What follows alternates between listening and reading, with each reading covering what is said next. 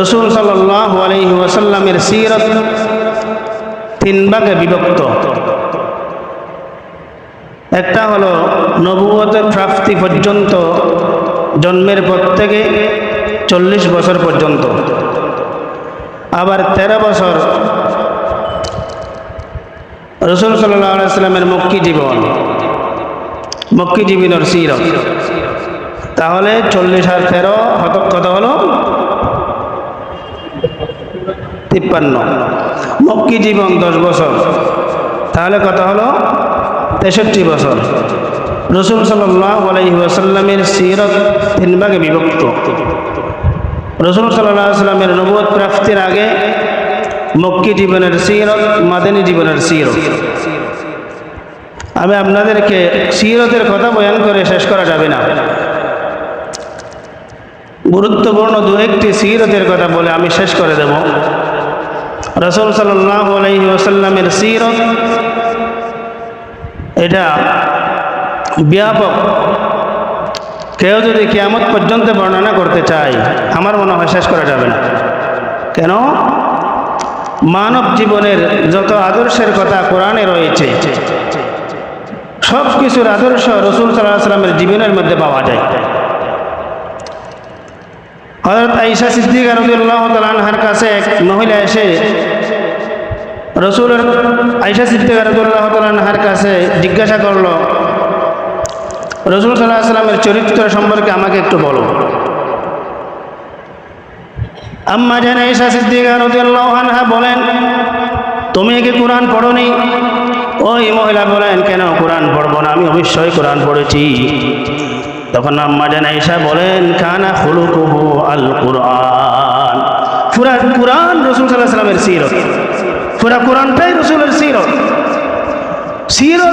রাসূল সাল্লাল্লাহু আলাইহি ওয়াসাল্লামের সিরাত পুরা কুরআনের, রাসূল সাল্লাল্লাহু আলাইহি ওয়াসাল্লামের ভিতরে কুরআনে যত সিরাতের কথা বলা হয়েছে, সব কিছুর নমুনা রাসূল সাল্লাল্লাহু আলাইহি ওয়াসাল্লামের ভিতরে পাওয়া যায়।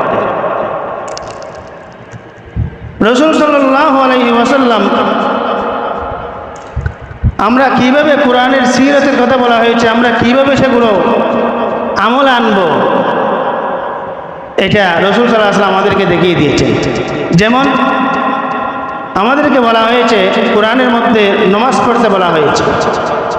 কিভাবে নামাজ পড়তে হয়েছে কোরআনে বলা হয়নি। রাসূল সাল্লাল্লাহু আলাইহি ওয়াসাল্লাম বলেছেন, সাল্লু কামা রাআইতুমুনি উসাল্লি। আমাকে যেভাবে নামাজ পড়তে তোমরা দেখো, সেইভাবে তোমরা নামাজ আদায় করো। এটা সিরাত। পয়গম্বর আরবি বলেন, খুযু আন্নী মানাসিকাকুম। তোমরা, কোরআনের মধ্যে হজের কথা বলা হয়েছে, হজ করতে বলা হয়েছে, তোমরা হজ করো। কিভাবে হজ করবে মানুষ, এটা কোরআনের মধ্যে বলে দেওয়া হয়নি, কিন্তু রাসূল সাল্লাল্লাহু আলাইহি ওয়াসাল্লাম বলে দিয়েছেন। রাসূল বলেছেন, খুযু আন্নী মানাসিকাকুম। হজের মাসাইল, কার্যাদি সম্পর্কে আমার কাছ থেকে তোমরা জিজ্ঞাসা করবা, আমি যেভাবে হজ করি তোমরা সেইভাবে করবা। এটা রাসূলের সিরাত। পয়গম্বর আরবির সিরাত অনেক। রাসূল সাল্লাল্লাহু আলাইহি ওয়াসাল্লামের বয়স যখন 14 বছর, তখন কুরাইশ বংশের মধ্যে একটা ধনাঢ্য ফ্যামিলির মধ্যে বিবাহ হচ্ছিল। একটা ধনাঢ্য ফ্যামিলির মধ্যে বিবাহ হচ্ছিল। রাসূল সাল্লাল্লাহু আলাইহি ওয়াসাল্লামের বয়স তখন কয় বছর? 14 বছর। তখন আর কুরাইশদের একটা অভ্যাস ছিল, একটু ধনাঢ্য ফ্যামিলি হলে তারা বিবাহের মধ্যে গান বাজনার আয়োজন করত। এখন গান বাজনা হবে, রাসূল সাল্লাল্লাহু আলাইহি ওয়াসাল্লাম এটা শুনবে? আল্লাহ পাক তাকে গান বাজনার গুনাহ থেকে কিভাবে হেফাজত করেছেন দেখেন। আল্লাহর পয়গম্বর হাদিসের মধ্যে বলেন, যখন গান বাজনা আরম্ভ হবে, আরম্ভ হবার কিছুক্ষণ আগে আমার এমন একটা ঘুম আসলো, অচেতন ঘুম। এমন একটা ঘুম এসে গেল আমার, যতক্ষণ পর্যন্ত রাতের মধ্যে গান বাজনা হয়েছে আল্লাহর পয়গম্বর বলেন ততক্ষণ পর্যন্ত আমার ঘুম ভাঙে নাই। গান বাজনা যখন শেষ হয়ে গেছে, আল্লাহ রসুল ঘুম থেকে জাগ্রত হয়েছে। ঘুম থেকে জাগ্রত হওয়ার পরে দেখতেছে এখানে তো অনেক গান বাজনা হয়েছে। তাহলে এটা রসুলের সিরত। এই সিরত থেকে আমাদের শিক্ষা নিতে হবে। আমাদের সমাজের মধ্যে এরকম গরিবের বিয়ের চাইতেও তুলনামূলকভাবে ধনীদের বিয়াতে একটু গুণা বেশি হয়। কেন? তারা তো এমনি বিয়ে করবে না, গান বাজনা আয়োজন করতে হবে তাদের অবশ্যই, না হলে জমবে না, একটু জমানো লাগবে না, তাই তারা গান বাজনা আয়োজন করে। অথচ গান বাজনা এটা কত একটা গর্হিত কাজ, কত একটা মারাত্মক গুণা, কবিরা গুণা। এটা আমরা দ্বিধা করি না। গরিবের চাইতেও তুলনামূলকভাবে ধনাঢ্য ফ্যামিলির মধ্যে যদি বিবাহ হয়, গুণা একটু বেশি হয়। কারণ তারা অযথা খরচ করে, গান বাজনার আয়োজন করে, এখানে টাকা খরচ করতে হয়। এই টাকা খরচ করার জন্য তো গরিবের টাকা নাই। তাই রসুলের এই সিরত থেকে আমাদেরকে শিক্ষা নিতে হবে, গান বাজনা হারাম, গান বাজনা বর্জন করতে হবে। আল্লাহর পয়গম্বরের বয়স যখন 25 বছর, মক্কার মধ্যে একটা সাইলাব এসে বাইতুল্লাহর দেওয়ালগুলো ভেঙে যাওয়ার উপক্রম হলো। তখন কুরাইশরা চিন্তা করলো দেওয়ালগুলো ভেঙে ফেলে দিয়ে আবার নতুনভাবে বাইতুল্লাহ নির্মাণ করব আমরা। তারা পরামর্শ করে, রসুল সাল্লাল্লাহু আলাইহি ওয়াসাল্লামের বয়স তখন 25 বছর। তারা পরামর্শ করে বাইতুল্লাহ নির্মাণের জন্য সিদ্ধান্ত নিল। তারা মক্কার কুরাইশগণ বাইতুল্লাহ নির্মাণের কাজে ব্যস্ত হয়ে গেল। তখন তারা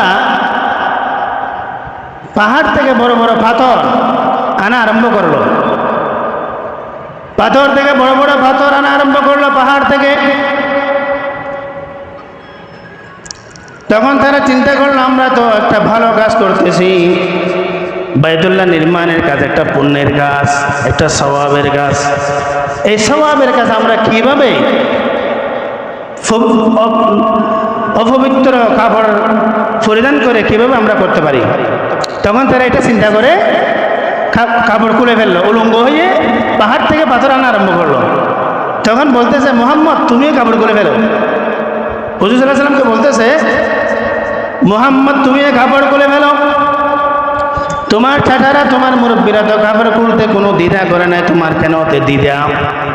কিন্তু পয়গম্বর আরবি সাল্লাল্লাহু আলাইহি ওয়াসাল্লাম তাদেরকে কাপড় খুলতে বারণ করলেন। কারণ রসুলকে কাপড় খোলা সম্পর্কে তাদেরকে বলবে, পরে যদি রসুল সতর সম্পর্কে বলে তখন তারা বলবে এই তো তুমি তো কয়েকদিন আগে আমাদের সাথে কাজ করেছিলে, সেখানে তো উলঙ্গ হয়ে করছ, তখন তোমার তো সতর দেখা যায়নি, তুমি আবার আজকে আমাদেরকে সতরের কথা বলতেছে কেন? কারণ পুরুষদের সতর নাভি থেকে হাঁটু পর্যন্ত, এগুলো অবশ্যই সতর থাকতে হবে, যদি না থাকে কবিরা গুনাহ হবে। সেই জন্য রাসূল সাল্লাল্লাহু আলাইহি ওয়াসাল্লাম তাদেরকে বারণ করলেন তোমরা কাপড় খুলিও না। কিন্তু তারা কথা শুনলো না। তারা বলতেছে আমরা যে কাপড় পরে গুনাহ করি, সেই কাপড় পরিধান করে আমরা আবার বাইতুল্লাহ নির্মাণের কাজ করব নাকি? এটা কেমন পরহেজগারি? এটা কুত্তার মতো পরহেজগারি। কুত্তা পেশাব করে পা তুলে পেশাবের ছিটা তাতে তার গায়ে না লাগে, কিন্তু ওইদিকে আবার মুখে পায়খানা খায়। কেমন পরহেজগারি? কুরাইশদের পরহেজগারি ছিল তেমন, কুত্তার মতো পরহেজগারি। কুত্তায় পা তুলে পেশাব করে ছিটা তাতে গায়ে না লাগে, আবার ওইদিকে পায়খানা খায়। কুরাইশরা যে কাপড় দিয়ে গুনাহ করে সেই কাপড় খুলে ফেলল পুণ্যের কাজ করার জন্য, তাদের পরহেজগারিটা কুত্তার মতো হয়ে গেল না? আল্লাহর পয়গম্বর সাল্লাল্লাহু আলাইহি ওয়াসাল্লামকে যখন কাপড় খুলতে সবাই বলাবলি করলো, আল্লাহর পয়গম্বর খুলবো কি খুলবো না, এভাবে দ্বন্দ্বে করতে করতে মনের মধ্যে হঠাৎ করে বেহুশ হয়ে পড়ে যায়। আল্লাহর পয়গম্বর এমনভাবে বেহুশ হয়ে পড়ে গেলেন, যতক্ষণ পর্যন্ত বাইতুল্লাহ নির্মাণের কাজ শেষ হয় নাই ততক্ষণ পর্যন্ত রসুল হুঁশে আসে নাই। এই খতম রসুল আদল মসা ওয়াতকা पैगाम दस्तूर शरीयत है तेरा नासिख अदियान दस्तूर शरीयत है तेरा नासिख अदियान। এভাবে অনেক রসুলের সিরত। রসুল সাল্লাল্লাহু আলাইহি ওয়াসাল্লাম এক সাহাবীকে বলল, রসুলের সামনে এক ব্যক্তি বাম হাত দিয়ে পানি পান করছিল। আল্লাহর পয়গম্বর বলেন, কুল বিয়ামিনিক, তুমি ডান হাতে খাও, তুমি ডান হাতে খাও। ওই সাহাবীটা রসুল যখন বলল তুমি বাম হাতে খাচ্ছ করে ডান হাতে খাও, ওই ব্যক্তিটার অহংকারে আঘাত লাগলো।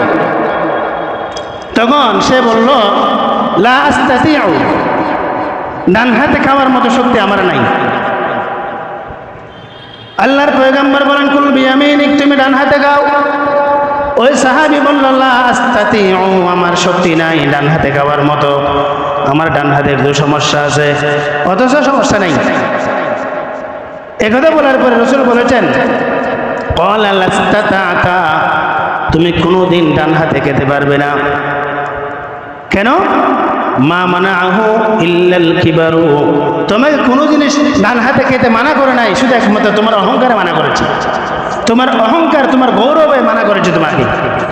হাদিসের শেষের দিকে বলেছেন, ফামা রাফাহু ফি, কিয়ামত মৃত্যু পর্যন্ত সেই সাহাবী কোনো দিন ডান হাতে এখান থেকে কোনোদিন মুখ পর্যন্ত আনতে পারে না। এটা রসুলের বদদুয়া।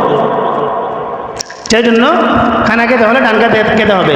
হাদিসের মধ্যে আসছে, আল্লাহ রসুল বলেছেন,